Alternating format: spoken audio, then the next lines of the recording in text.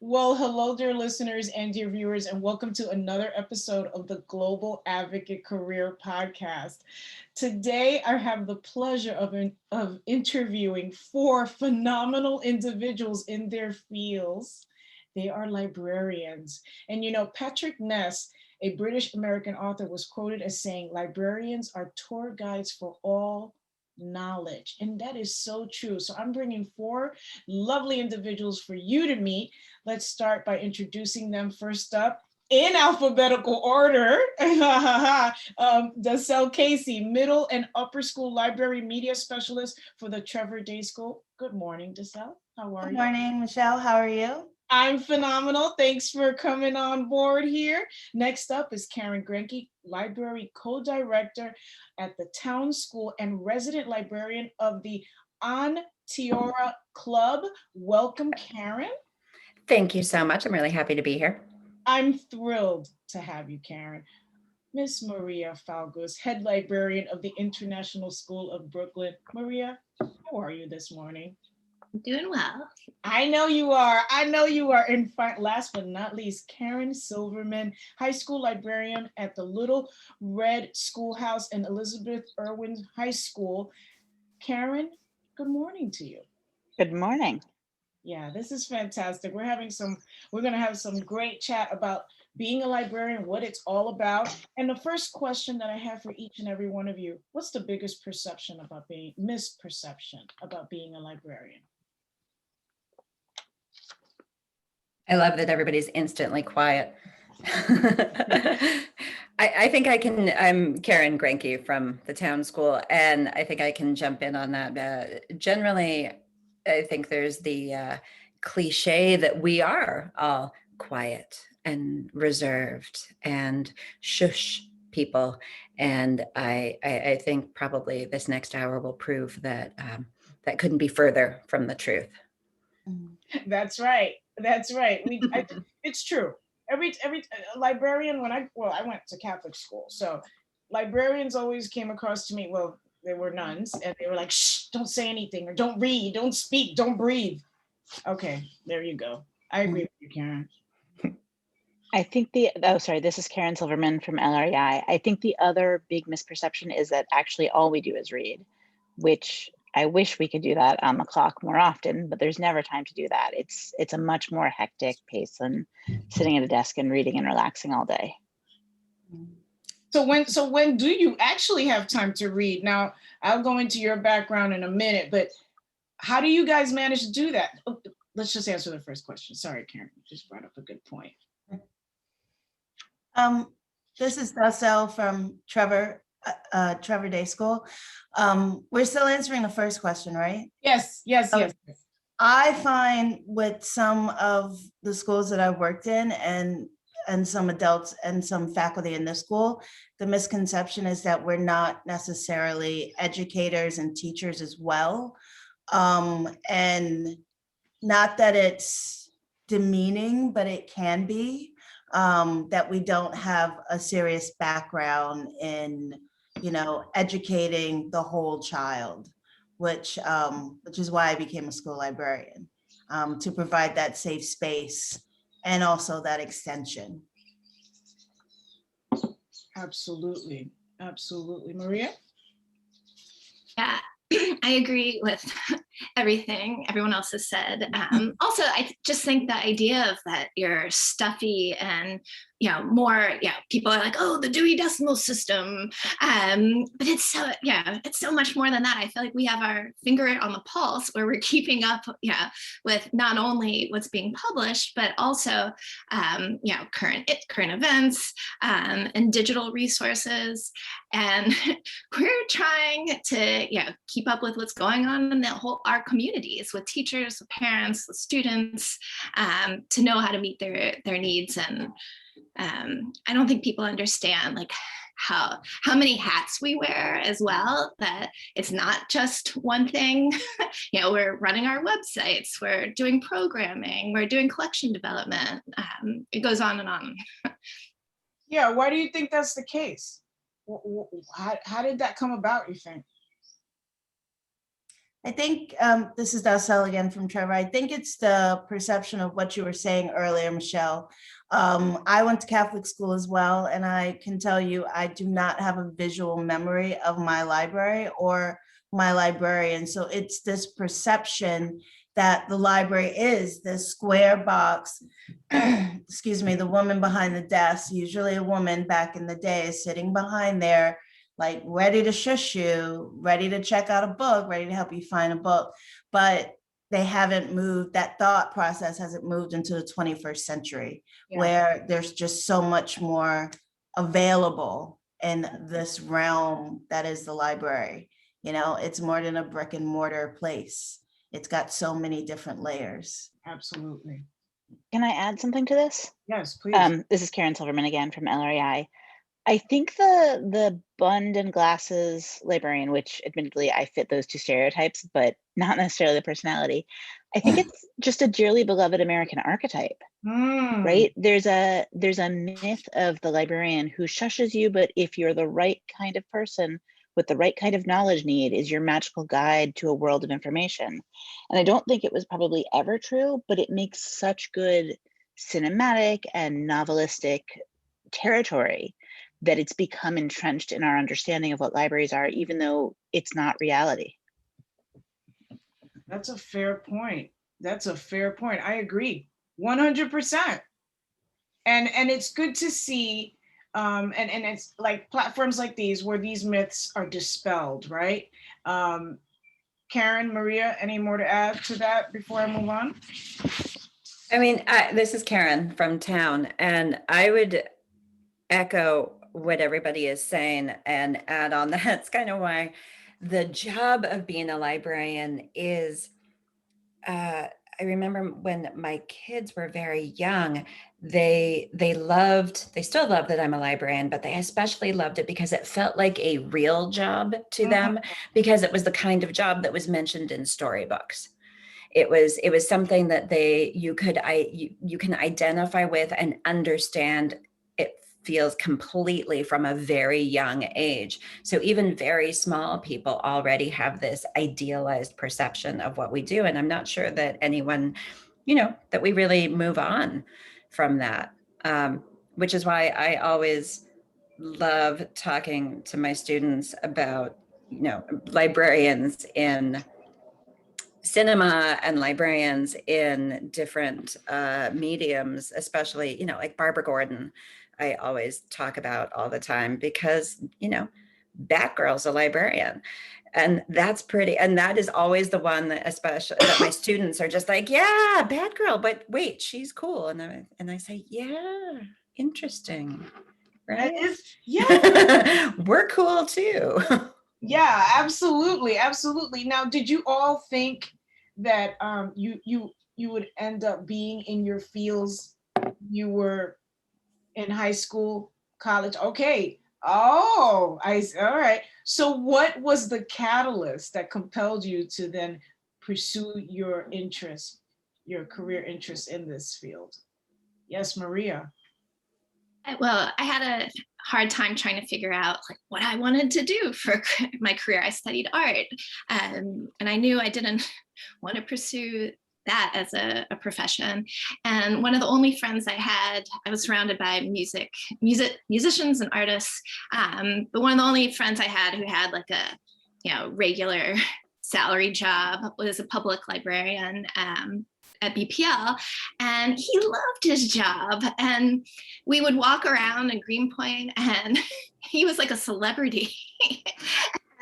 And, it made me realize, like, I've always loved libraries, and I've always loved reading. And I was working at a school at the time, and I just being part of a school community. I find really fulfilling and exciting.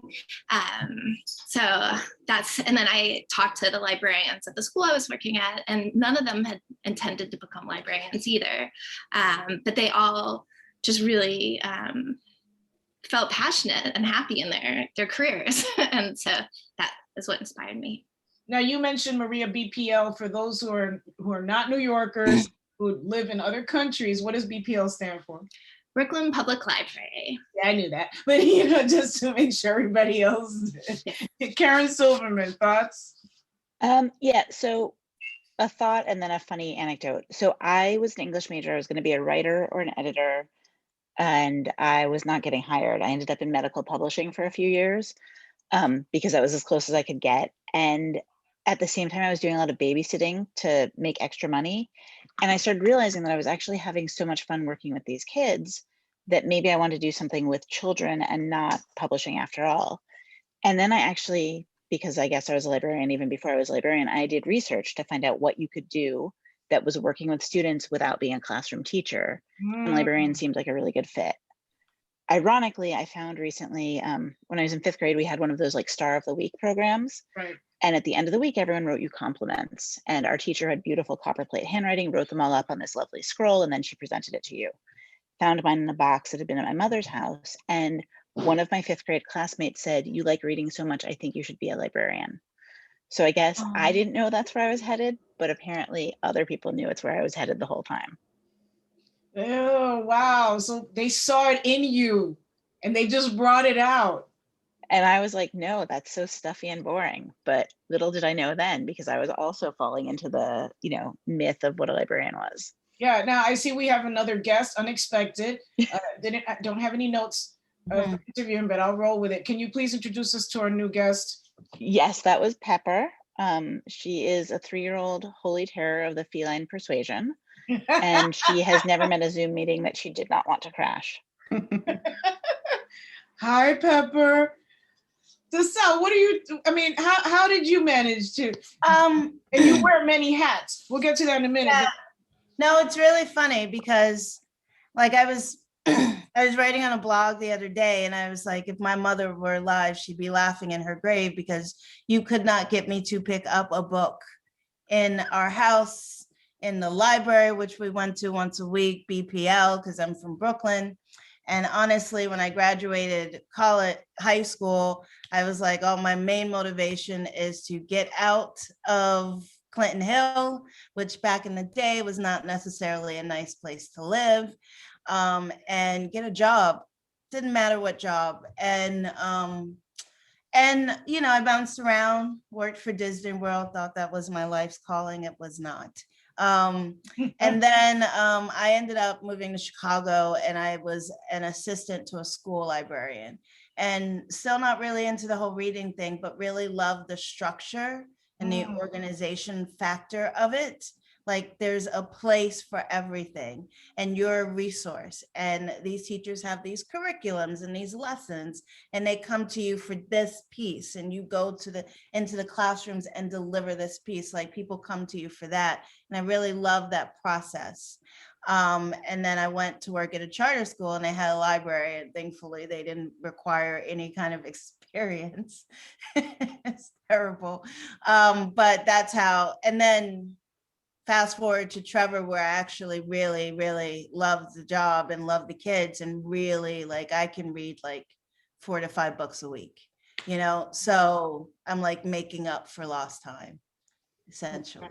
So yeah, but it's funny. Didn't read a book, didn't finish one until I was 16. So. And I'm sure your mom is very proud of you. I'm sure or mocking me. Mocking me. She had that kind of like, really? Yeah. That snarky personality, which I have inherited in my family. Oh, okay. Karyn Grenke. Well, I have a mom story too. And my mom was a librarian. So I'm second generation. She was never a librarian in her career when I remember her. She had moved on past that, but she started as a teacher, and back in the day they were rushing folks through the teaching process and accreditation because they needed teachers so desperately. So she was teaching in a classroom by the time she was 18. And I know, right? And then they said they also needed teacher librarians and you could make a little bit of extra money. And you took I believe a 3-month summer course to become a teacher librarian, right? So she went and did that, but she loved it. So I grew up going to libraries, loving libraries. Reading was highly, highly valued in my family. But I never thought of it as a career at all. Did not cross my mind once. I come from a theater background, and I was producing a show for Women's Project here in the city. And one of my actors had this bizarro schedule that was incredibly irritating to schedule around. And I went to her and I said, "What the heck are you doing that's making my life so hard?" And she said, "Well, actually, I'm getting my master's degree in library science." And it was, those life moments, the light bulb life moment. It was 100%. The light bulb went off in my head. It was this incredible moment that I just could not ignore. And I remember just sitting there and saying, oh, that's what I need to be doing. And I started, I think a couple months later, I actually started in library school and started working at New York Public Library. Just a few months after that. And Wow. yeah, it was crazy. It was just one of those like huge life, everything clicked. It just clicked. It just clicked. Now it's interesting that you spoke about how your mom had several roles, right? Because it reflects each and every one of you. Your roles as librarians also, it's not the only role that you have. Let's talk a little bit about that. Maria, yes, you're the head librarian, but what else is going on at ISB that you're involved in? I'm involved in a lot of things, but at ISB, I'm doing the common read for faculty and staff. I, advisor with the 8th grade project. It's also outside.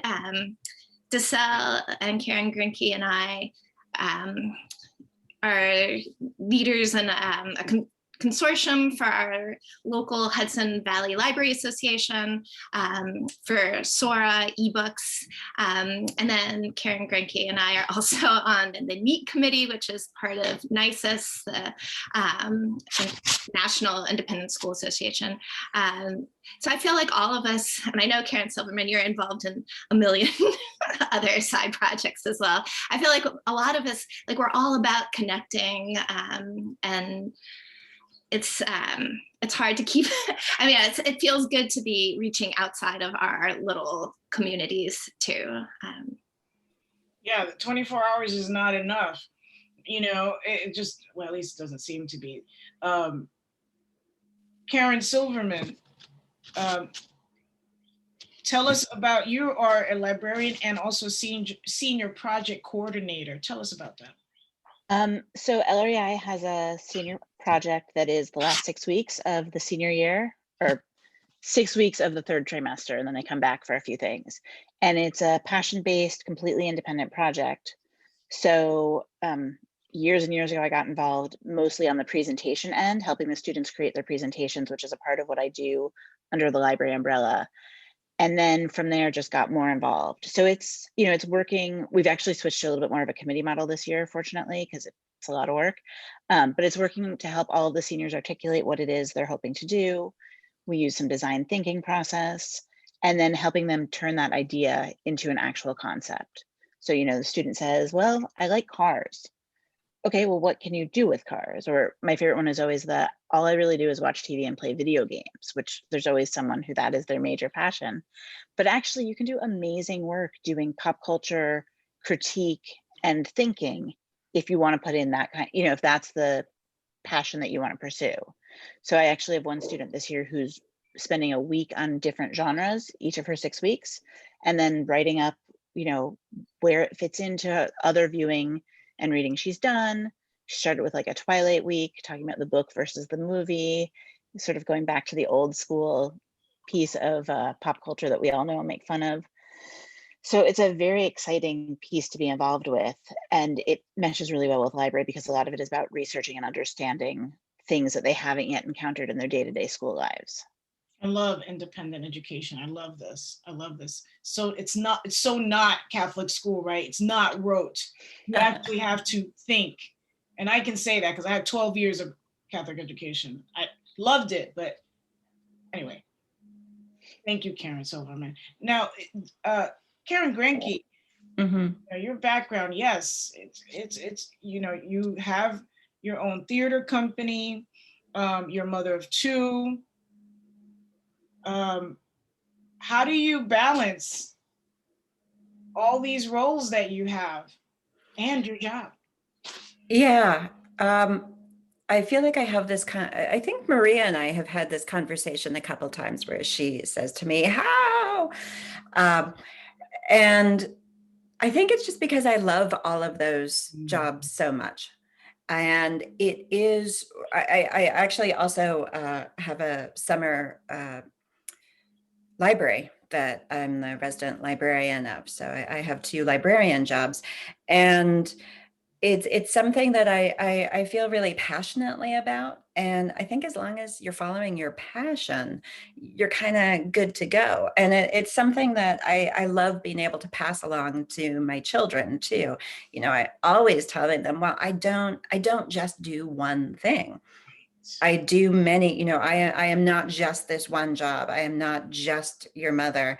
I am all of these things, and all of these things are possible for you too, which is great, so that they can sit there and say, oh, that's so great. Okay, so I'm going to be a biologist and a ninja There you go. and a mom. And I'm like, sweet, go for it. Go for it. Absolutely, absolutely. As a career coach, that's what I tell my clients. You can be multifaceted and successful and happy. Yeah. Right? You don't have to have just one job. Yeah. Never been happier, honestly. Yeah. Okay, so you're tired and you're busy all the time, but didn't you have a quote on your website, Karyn Grenke, about be busy all the time? That way you're not thinking about being busy. Yeah, you know, I love being busy. I thrive in busy. I know it's not for everybody, but it's my jam. There you go.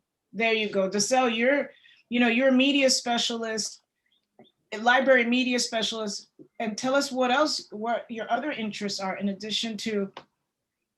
Yeah. Oh, and excuse me, and you're the Community and Global Partnerships Director. I would echo what Karyn said. Like, if you really love it, then it's not like an extra job.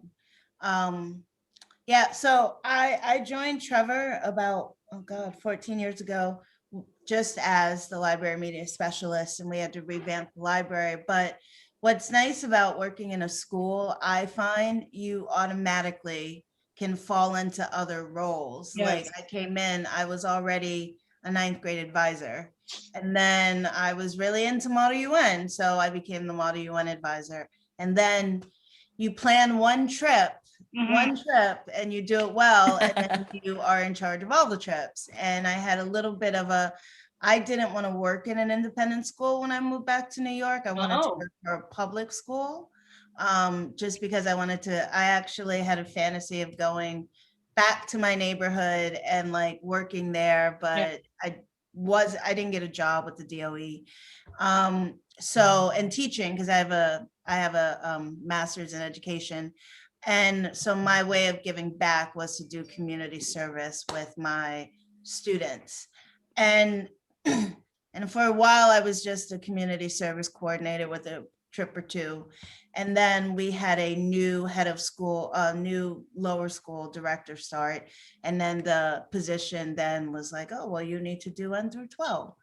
And then, well, you need to plan every trip. So that's how it kind of came about, the director of community and global partnerships. But like Karyn said, I really like my jobs. I kind of created them. And I would say, in all honesty, last year before the pandemic struck, there was talk of me not doing the library anymore, but I wasn't going to let that happen. It was like, because my job with community engagement and trips I now lead an exchange program at our school. So it's kind of expanded, and Maria and Karyn Greinke will tell you I'm kind of always all over the place. So, but in a good way. In a good way. Yeah, in a good way. And you held on. You're holding on to that role, right? Yes. although it will be challenging next year because I have 14 trips between January and June Really? 22. Yes. Wow. I need chaperones. Where are We you going?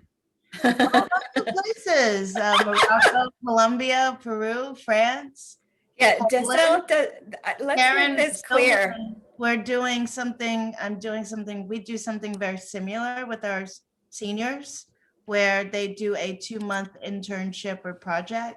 And I'm doing a Holocaust study, Wow. taking kids to Poland, and an immigrant study and taking kids to Texas. So if Oh any my of your goodness. kids want to join us. Now, wait, hold on. Is this only for librarians? Well, no, this is, no, I was inviting Karyn's students, not necessarily Oh. Karyn, but you're welcome. I always need chaperones. Okay. Thank you very much. Now, yes, each of you have your multifaceted roles in and out of the library, but particularly in your schools, you also collaborate with not only students, but parents, but administrators, everybody. How do you manage their expectations? Mm-hmm. Maria, Dacel, please. Only because this year has been a really big collaboration for me that I wasn't expecting. And it was both stressful, rewarding, upsetting at a lot of the time, but I'm glad I did it. You know, with all the Black Lives Matter stuff coming out, I am the only person of color on our upper school staff that was faculty staff that was in person that doesn't clean or cook for our students. So this year there was not a lot of acknowledgement on that stuff, but, and this is going to make Maria and Karyn Grenke, and I'm sure Karen Silverman jealous. I had, before the pandemic, booked Jason Reynolds to come speak at our school. Yeah. Wow. I'm Yes. For jealous. those who don't know who Jason Reynolds is, Oh, how could you not know who Jason Reynolds is? He was on the Antique Roadshow this week. Kind of crazy. Anyway, he wrote, so Jason Reynolds, in collaboration with Dr. Ibram Kendi, wrote a book called Stamped: Racism, Anti-Racism, and You. And this year, because we booked him, and then a lot of our teachers were too, I don't want to say too scared, but didn't want to teach it. I taught it to all of our middle and high school students, and then led assemblies, and then led parent talks. So this was a big collaboration year for me, whereas I usually, would rather, let me collaborate with the history and English teacher only. But it was a good year for me to step outside of my box and venture out that way. yes, and grow, right? Yes. Lots of tears, but lots of growth.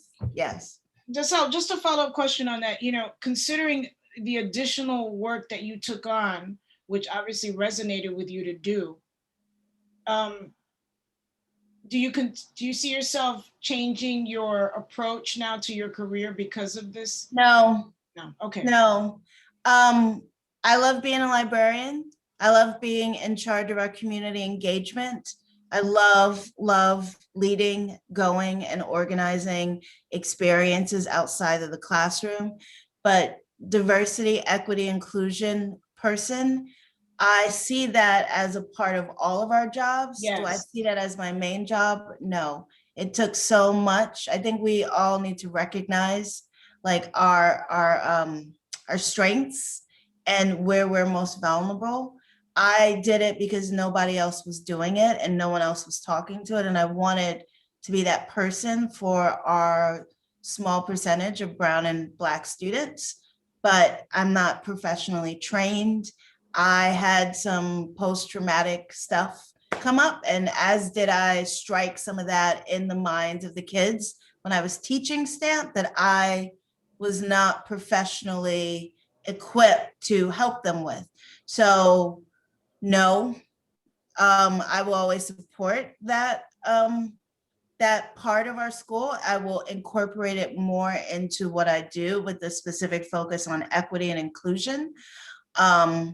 but I was very happy when they decided to hire a full-time diversity, equity, and inclusion person, because it needs to be a full-time position. It can't just be somebody who has a passion and wants everybody to read this book on a different perspective of history through one lens. It has to be somebody who's specifically trained, has the time to meet with those different bodies, can train our staff on faculty on how to have these conversations, so that you don't need a brown person to share personal reflections and moments, because I had to share a lot of me personally, which I don't normally do. Right. And everyone was appreciative. I was asked to take that job as well, and I said, Wow. thank you. But it was a growth moment. Sorry, I took up like No. 2 minutes too long, but it was, yeah. Yeah, it's interesting how, you know, Black and brown individuals not only have to go through experiences of racism, et cetera, but then also have to help others cope with that behavior. But I digress, and we can go into that for the rest of this for the rest of this interview, right? Karyn Silverman, how do you manage expectations of everybody? So I think the advantage of the piece we were talking about before with the misconception of what a librarian does is that some of those expectations don't exist until I create them. So it's a little easier to manage expectations when the bar is where you set it, and then you're bringing everyone else up to your bar. That's so, you know, I mean, I've been at LREI a long time. I think I'm in year 19 now. So it's funny to talk about my predecessor at this point, who is probably retired, you know, many, many generations ago. But when I got there, the library was not doing programming. The book selection was not up to date. And I've created a library that has a really different feel. It had a lot of non-text. We circulate puzzles, coloring books, board games, right? So it's a library of things as well as a library of books. And now I think if somebody were to come in after me, I've created expectations. Somebody else would have to fill those expectations. But since I chose that to be a thing that I was going to do, it's not that hard to do it, because I'm doing the things I want to do and the things I feel are part of the vision of the space. And I think the same thing goes with parent groups. You know, I go to literary committee meetings now with our parent literary committee. And so there's an expectation that a librarian does that. But there wasn't necessarily that expectation before I and my department mates started attending.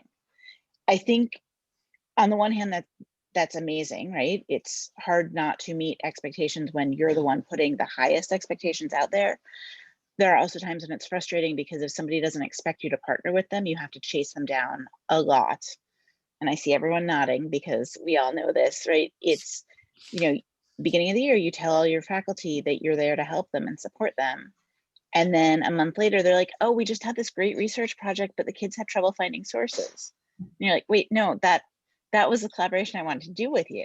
So you have to really be where people are before they're there, so that you can catch them early enough to get yourself into the process to make sure student needs are truly being met. Oh, having the foresight, right? Anticipating, right? Key skills to have in any role, Really hard without the lunch table this year.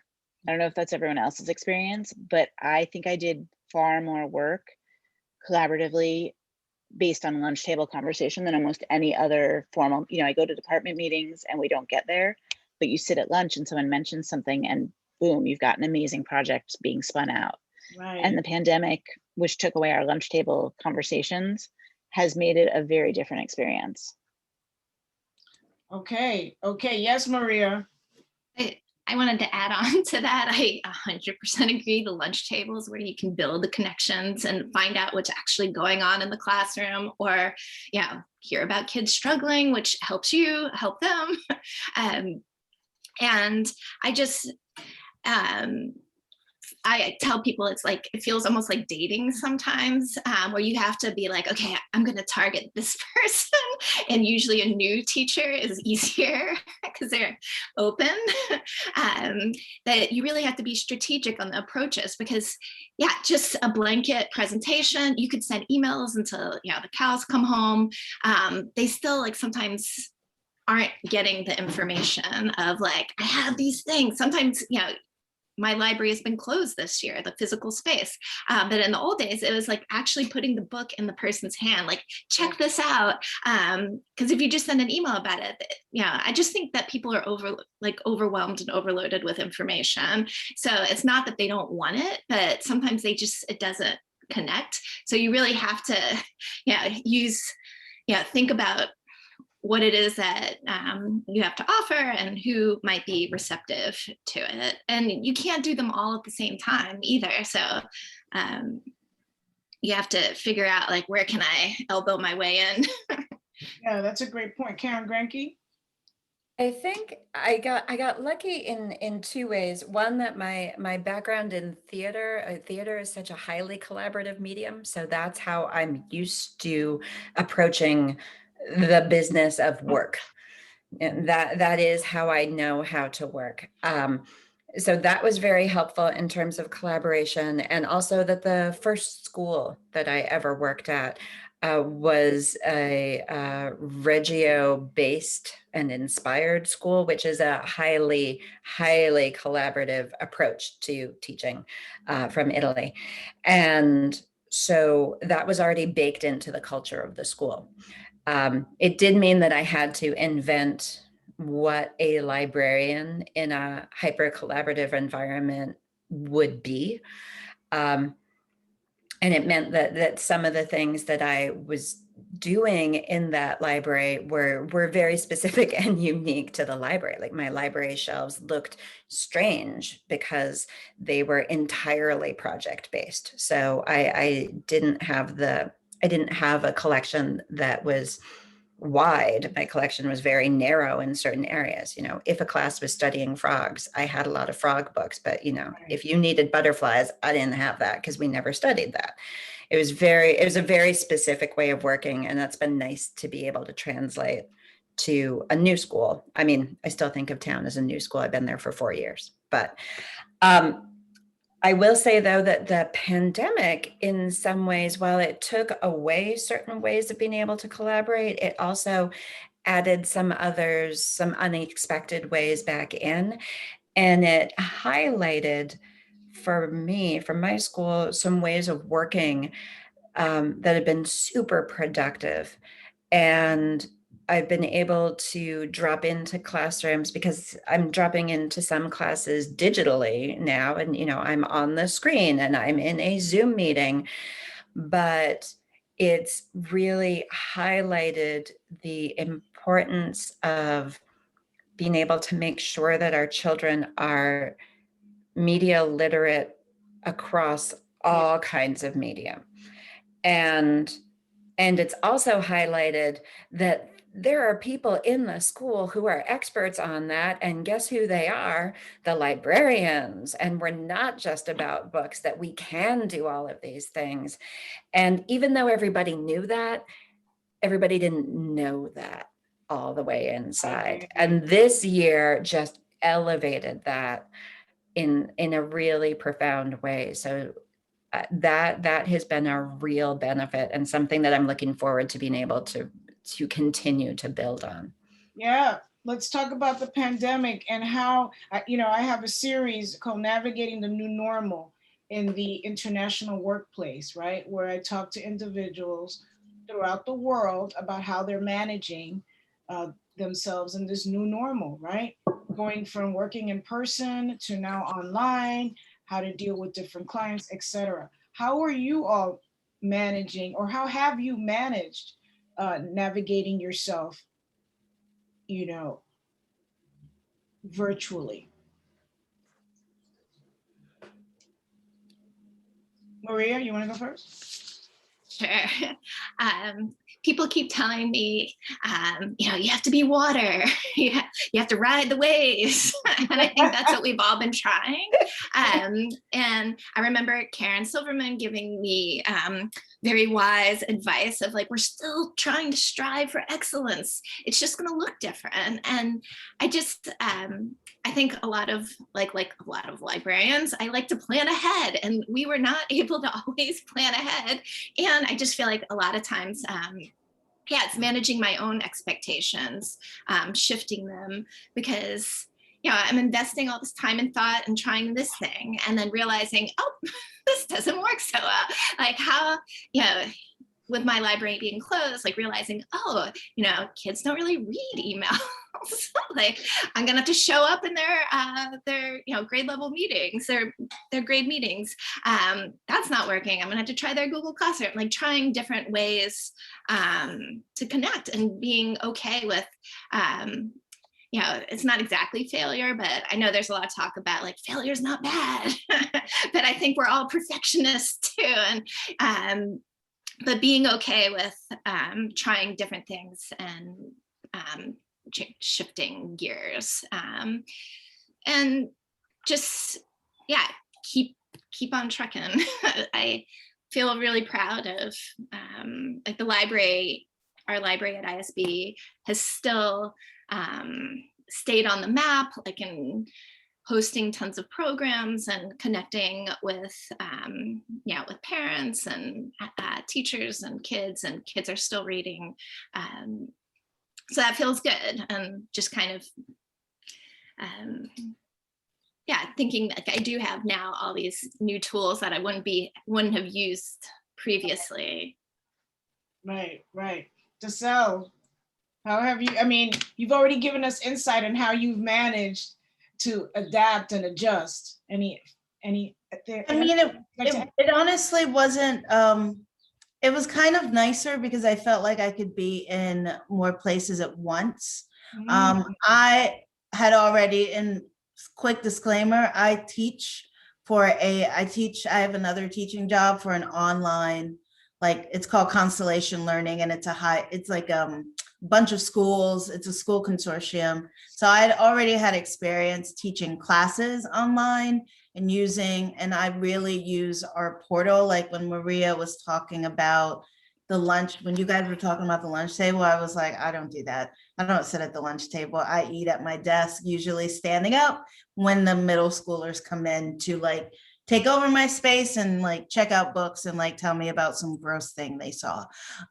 So I'm more of a like, let me hang out with the kids, as opposed to adults who at Trevor Day, they're usually griping about something that happened.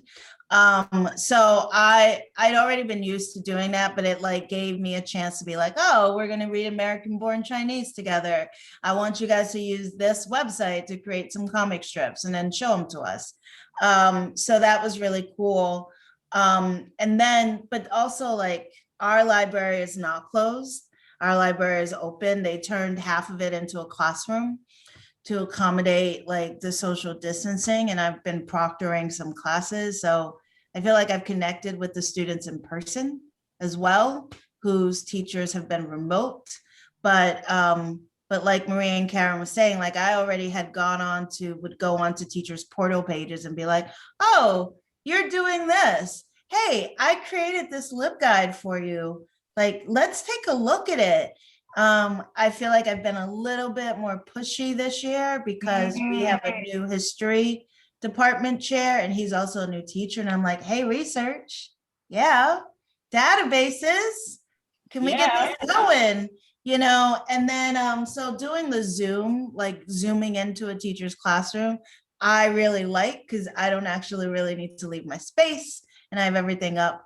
And Maria and Karen Grenke and I, like with Sora, like that just, oh, you can't get the books. Let me get you a classroom set, like I have book clubs, like multiple book clubs now, because you don't even need to come in. I got you. It's on your phone, So I don't know. I've always been into using my computer more like I'm an email over going up and talking to you face to face. So it's kind of been my wheelhouse. Um, just, just to follow up on that, you say you prefer to engage with students as opposed to adults. I get that. I get it. Right. Yeah. But how do you do that successfully, particularly during this pandemic? It's funny. I was on Instagram the other day. Well, I'm always on Instagram.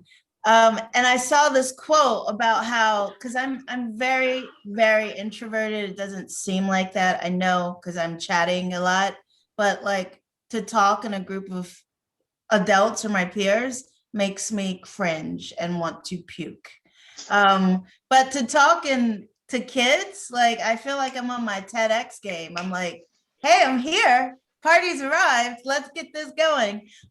For me, what's helped is I usually like get rid of everybody's faces and then pretend I'm just talking to a group of kids on Zoom. And that has really worked well for me. And then when I like stop sharing my screen, I'm like, oh, it's adults, it's okay. But it takes practice. Everybody says I do it well, but it's not something that I like to do. Like I think I'm speaking in a meeting this week with HVLA Consortium that I've already like made notes for and like, will take a moment. But also kids, like, I don't know, there's something about them. Their minds are more open. I've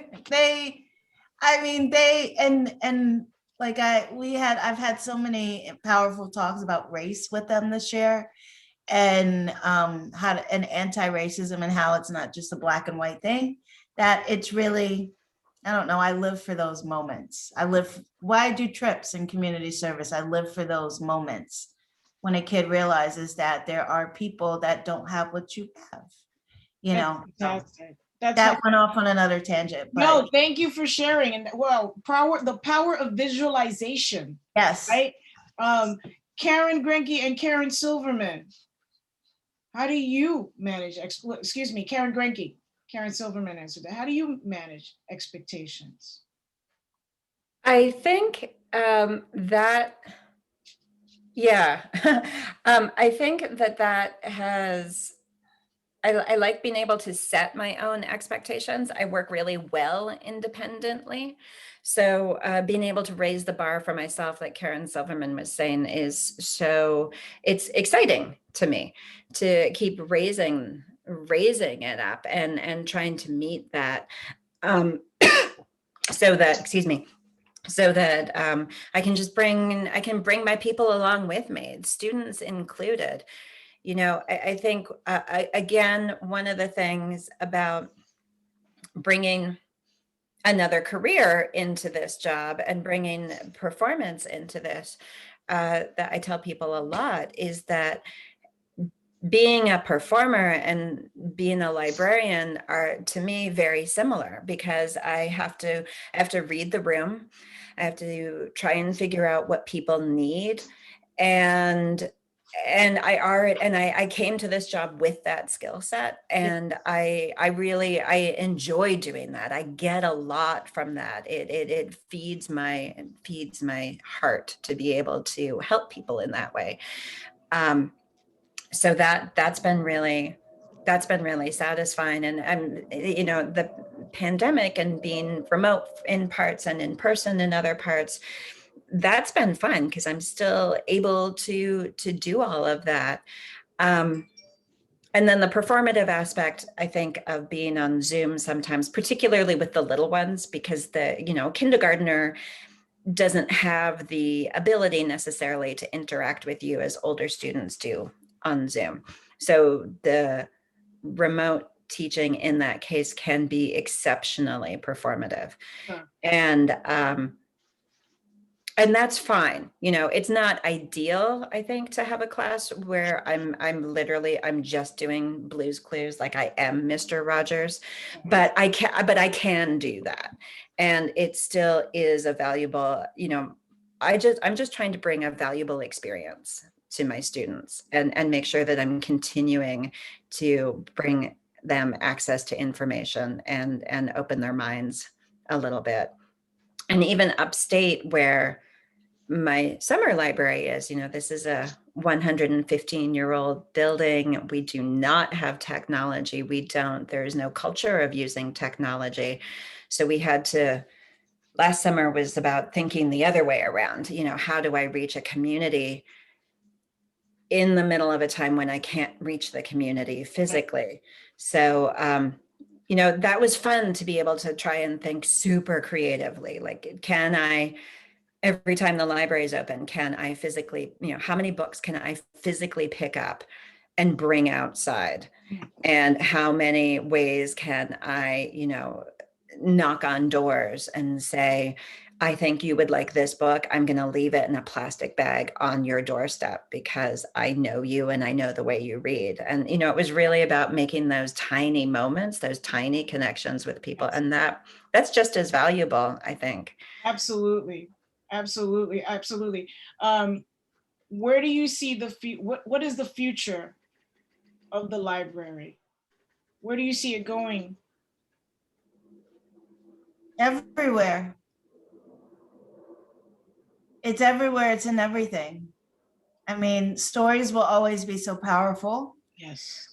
Stories are mirrors and windows, not to be cliche about that.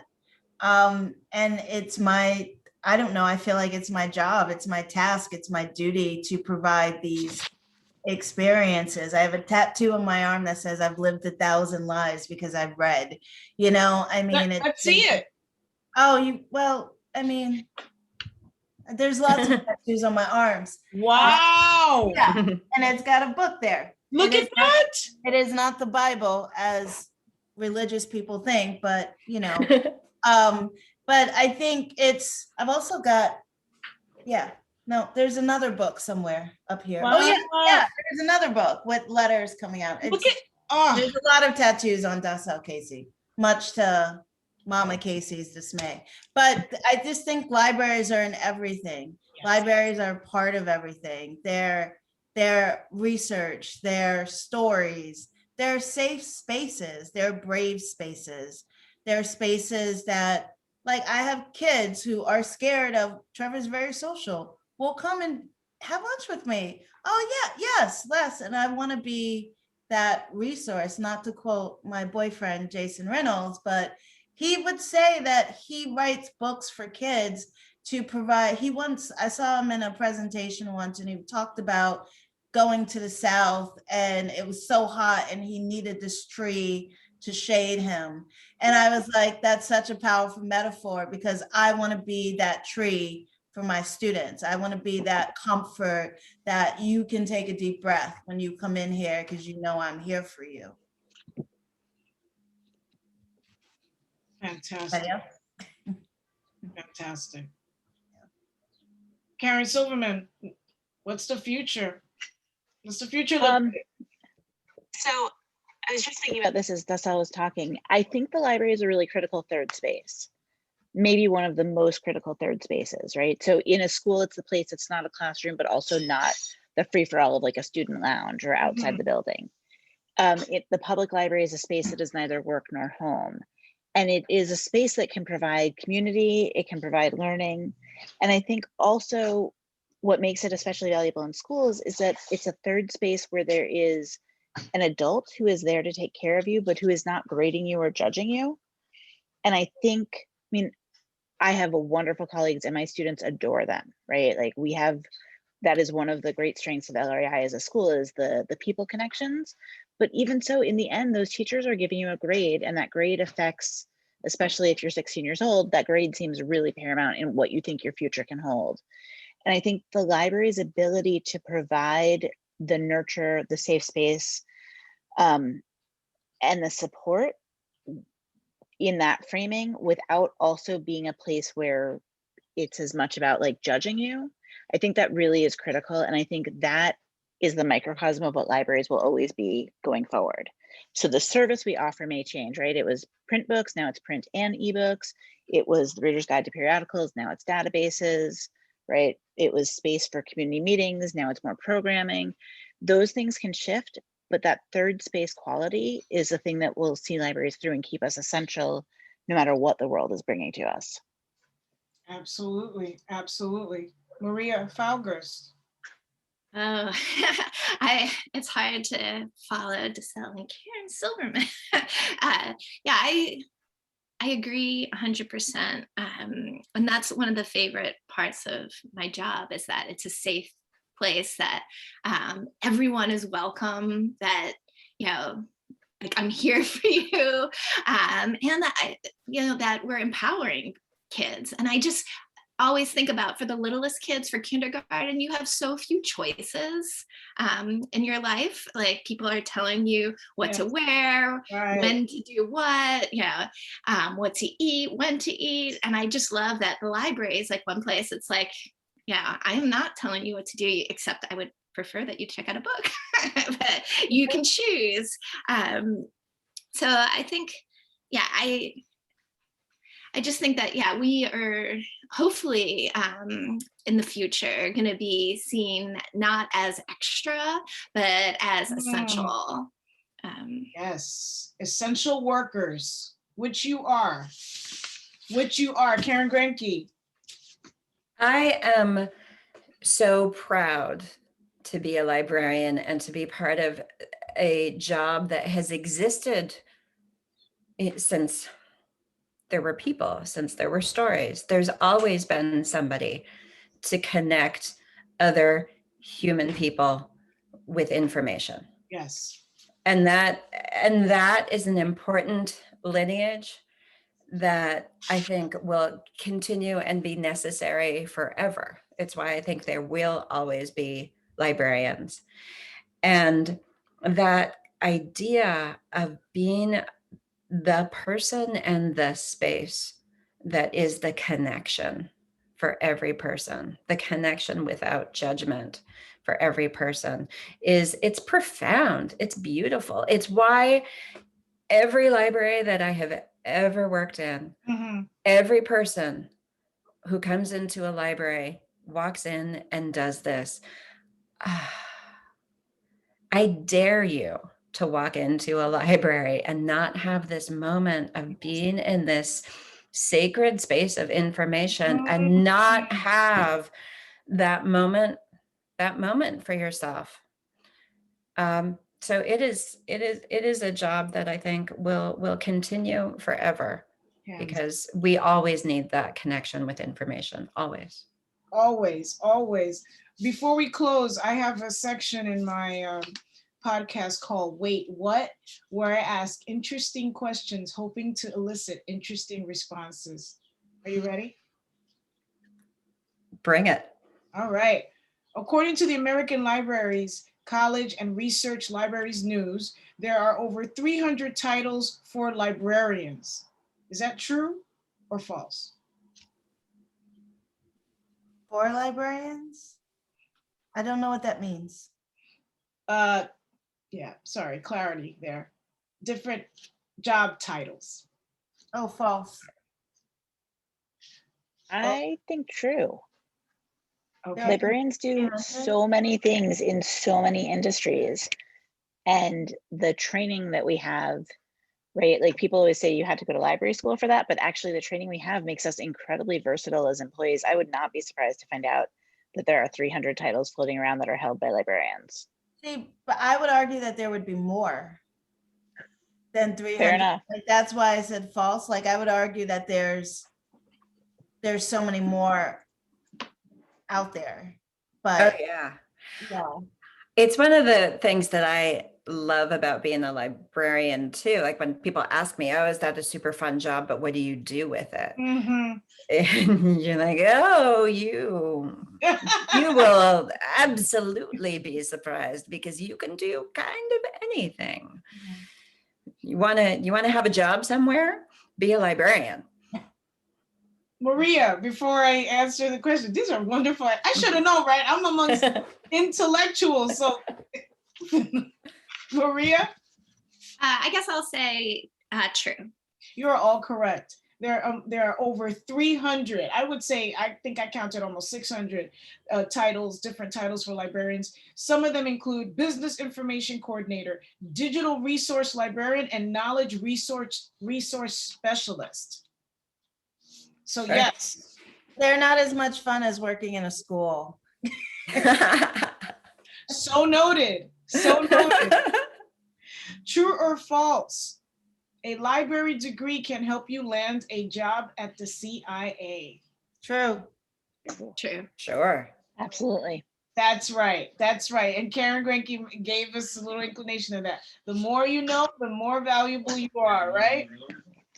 Okay, true or false? The oldest known library was founded by the Assyrian ruler Ashurbanipal, a 17th century ruler of Nineveh, which is now modern day Iraq.